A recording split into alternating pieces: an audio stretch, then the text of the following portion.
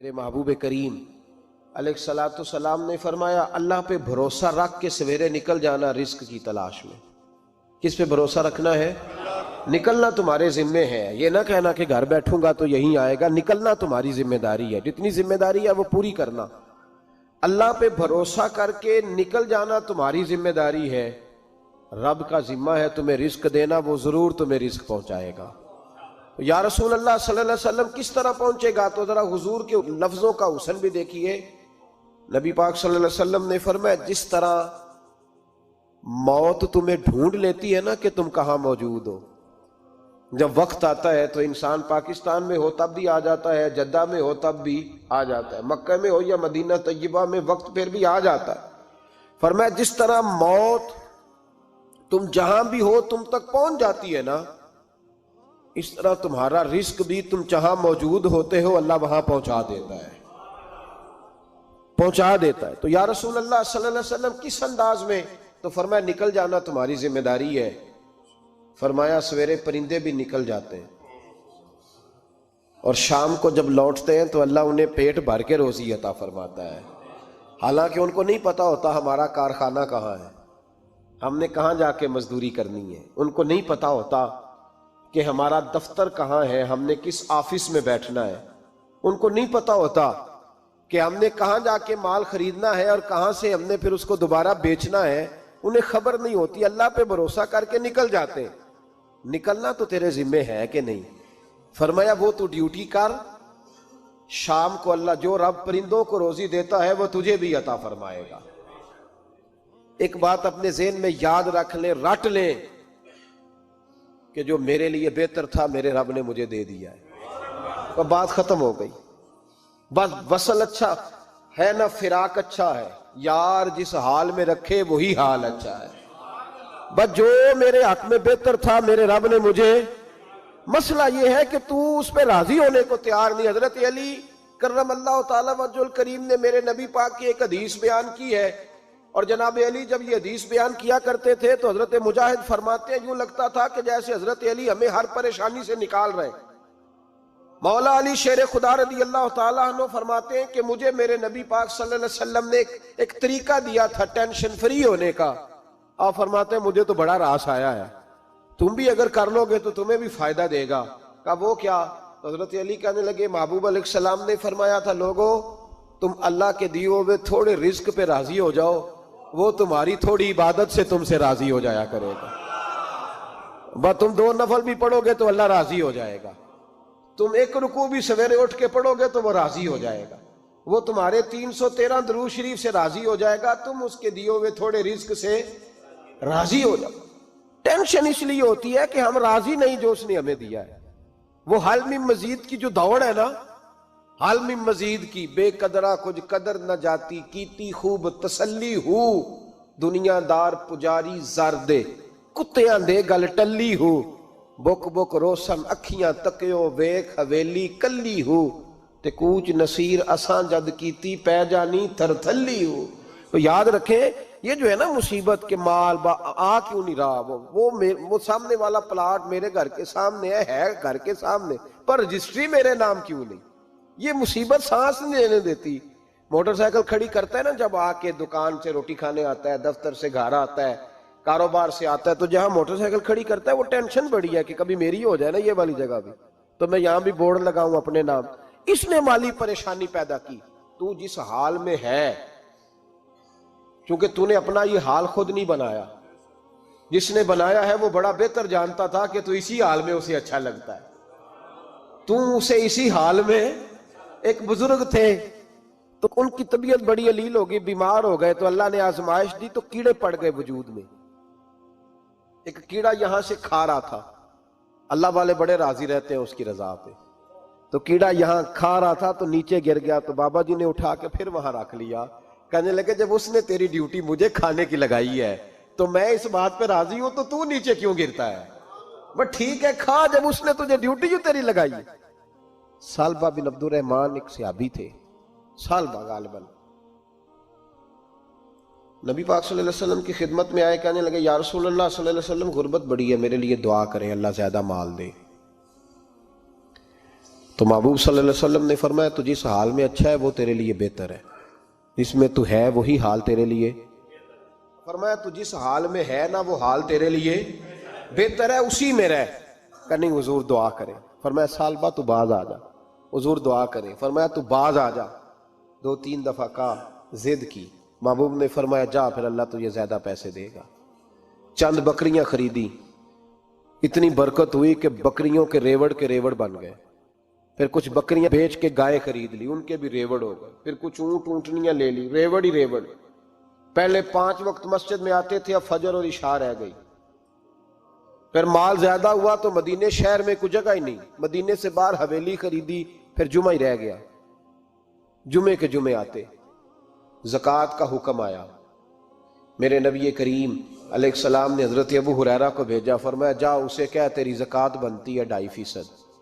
سالبہ کے پاس حضور نے پیغام بھیجا، پہلے تو کہا تیرے لیے بہتر نہیں مال، جب اصرار کیا تو بڑی برکت ہو گئی، بڑا آیا تو فرمایا زکوٰۃ دے، 2.5% زکوٰۃ ہے۔ اب جب سوچا کہ 5 اونٹوں پہ ایک بکری جائے گی اور بڑا سارا مجھے دینا پڑے گا، اب جب غور کیا تو یہ تو نہ کہا کہ میں نہیں دیتا۔ حضرت ابو ہریرہ سے کہنے لگے نبی کریم علیہ السلام کی خدمت میں عرض کرنا کہ میں خود آؤں گا۔ حضرت ابو ہریرہ نے آ کے عرض کی یا رسول اللہ صلی اللہ تعالی علیہ وسلم، حضور وہ کہتے تھے میں خود آؤں گا، تو کہتے ہیں محبوب نے ٹھنڈی سانس لی، فرمایا اسے کہا تھا کہ تیرے لیے مال بہتر نہیں، اب ہلاک ہو گیا، ہائے افسوس ہلاک ہو گیا۔ ان کو بھی تھوڑی دیر کے بعد احساس ہوا کہ یہ میں نے کیا کیا، نبی پاک کو ہی کہہ دیا نہیں ہے، حضور کو کہہ دیا بعد میں آؤں گا۔ اب دوڑے آئے، عرض کی حضور میں سارا کچھ لے کے آیا ہوں، قبول کر لیں۔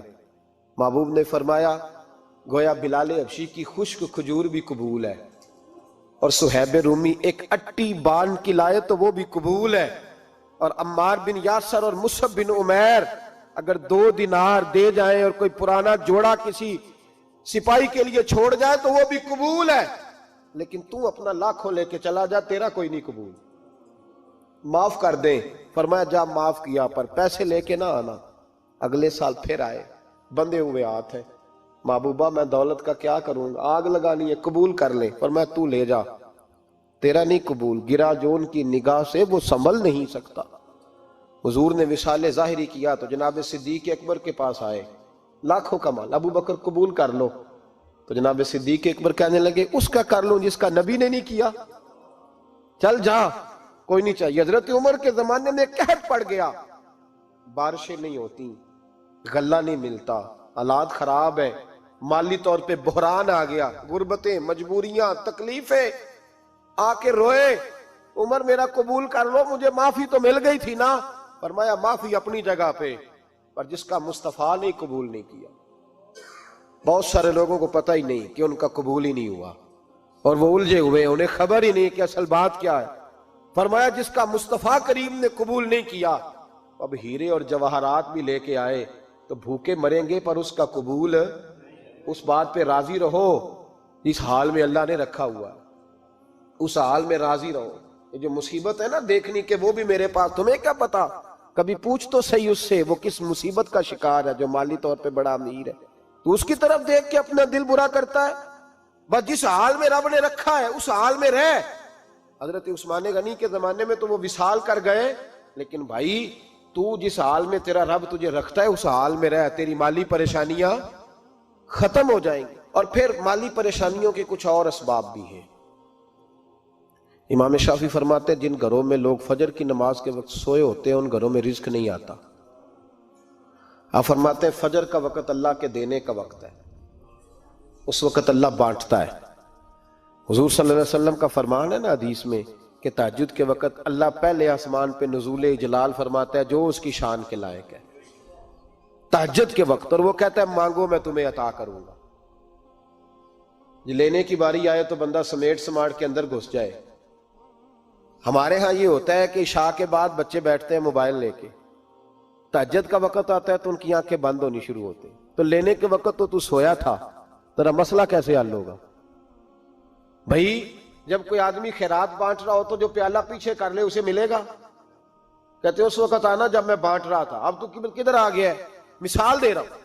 تو فجر کا وقت مانگنے کا ہے, تو ساری رات تو گزر گئی گیمیں کھیلتے, ٹی وی دیکھتے, اور جو لینے کا وقت تھا تو سو گیا, تو کیسے آئے گا تیرے پاس؟ تو اٹھے سویرے, بندوں سے مانگ کے دیکھ لیا, بڑی عزتیں خراب ہوئی. فجر کا وقت اٹھ کے جھولی پھیلائیں. میرے رسول پاک علیہ السلام فرماتے ہیں, رب فرماتے ہیں جب بندے میرے آگے جھولی پھیلاتے ہیں مجھے شرم آتی ہے, کیسے خالی واپس کر دوں. تو اس کے سامنے جھولی پھیلائیں سویرے اٹھ کے, رزق میں برکت ہوگی. اور پھر ایک اور بات, پانچویں بات, رزق میں تنگی اس وقت ہوتی ہے جب ہم مال غلط جگہ پہ خرچ کرتے ہیں.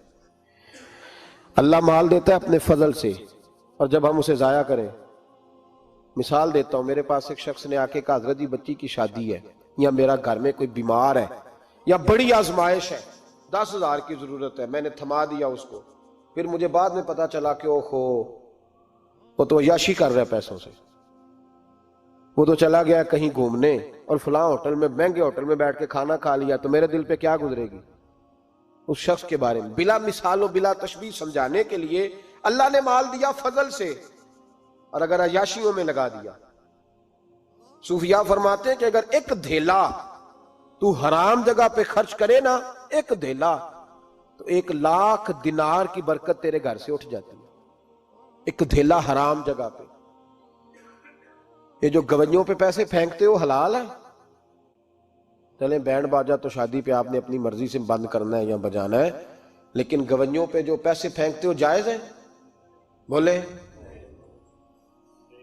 تو وہ پھر کہتے روتے ہیں بعد میں لوگ کہ پتہ نہیں کیا ہوا, شادی کے بعد پیچھے پیچھے آئے. تو میں نے کہا شادی کے بعد اس لیے پیچھے پیچھے ہاتھ ہو گیا کہ شرابیں بڑی پی گئی شادی پہ, تباہی بڑی اتری, تو پھر اللہ کی رحمت ناراض ہو گئی. اور اس پر میں قرآن مجید کی آیت پڑھتا ہوں, رب فرماتا ہے وَمَنْ أَعْرَضَ عَنْ ذِكْرِي فَإِنَّ لَهُ مَعِيشَةً ضَنْكًا. بڑی سخت آیت. وَمَنْ أَعْرَضَ عَنْ ذِكْرِي, فرمایا جب تو میرے تذکرے سے, میرے ذکر سے منہ پھیر لیتا ہے, فَإِنَّ لَهُ مَعِيشَةً ضَنْكًا, تو میں تیری معیشت کو, تیرے رزق کو تنگ کر دیتا ہوں. کہ تیری زندگانی تنگ ہوتی, اور جس کی زندگی اللہ تنگ کرے اس کی کوئی کھول سکتا ہے؟ کہتے ہیں بڑی جگہوں پہ گیا ہوں, بڑی پھوکے مروائی, بڑے دم کرائے, حالات صحیح نہیں ہوتے, تو مسجد آ کے توبہ کر. وہ کہہ رہا فَإِنَّ لَهُ مَعِيشَةً ضَنْكًا. اعلان ہے قرآن پاک کا کہ جب تو میرے ذکر سے منہ پھیرے گا, روٹی میری کھائے اور پیسے لے کے عیاشی کرے, مسجد آئی نہ. حکم تو یہ ہے کہ جتنی جتنی نعمت بڑھتی جائے سجدے بڑھنے چاہیے, لیکن ہم لوگ سجدے کم کرتے جاتے ہیں, فرض نماز بھی نہیں پڑھتے, پھر رزق تنگ ہوتا ہے, پھر اللہ کے عدل کا نظام چلتا ہے, پھر خرابی ہوتی.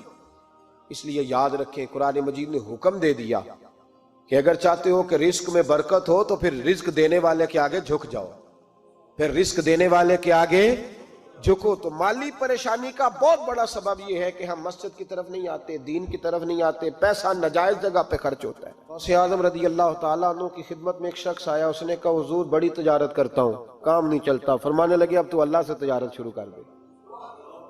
کیا مطلب؟ فرمانے لگے 10 کمائے تو ایک اللہ کے رستے میں دے, رب کریم اس کے بدلے میں تجھے 70 عطا فرمائے گا. اس نے کہا حضور اس طرح کروں؟ فرمایا تو یہ کر کے دیکھ, عبد القادر جیلانی وعدہ کرتا ہے اللہ تیری مدد کرے گا. غلام کہتے ہیں وہ 6 مہینے کے بعد آیا. پہلے جب آیا تھا تو پیدل آیا تھا, 6 ماہ کے بعد آیا تو 6 اونٹ تھے اس کے پاس, اور آ کے حاضر ہوا تو کہنے لگا حضور زندگی پتہ نہیں کہاں گزار دی, کاروبار کا تو مزہ ہی اب آیا ہے, اب مزہ آیا ہے کاروبار کرنے کا, اب مزہ آیا ہے. کہ 10 میں سے 1 دیتا ہوں, پتہ نہیں کتنا مہربان ہے. اور یہ آیت ہے وَيَرْزُقْهُ مِنْ حَيْثُ لَا يَحْتَسِبُ, تجھے وہاں سے دے گا کہ تیرا کبھی گمان بھی نہیں گیا ہوگا. روحانی معاملات کو بھی ضرور شامل حال رکھیں, اور مال مانگے اس سے جو بے حساب دیتا ہے, دنیا داروں سے نہیں مانگے, اس سے مانگیں جو دیتا ہے تو پھر بے حساب ہی دیتا ہے. دعا کرتا ہوں اللہ ہر گھر میں برکت پیدا کر دے, ہر گھر میں فضل کر دے. آخر دعوانا ان الحمد.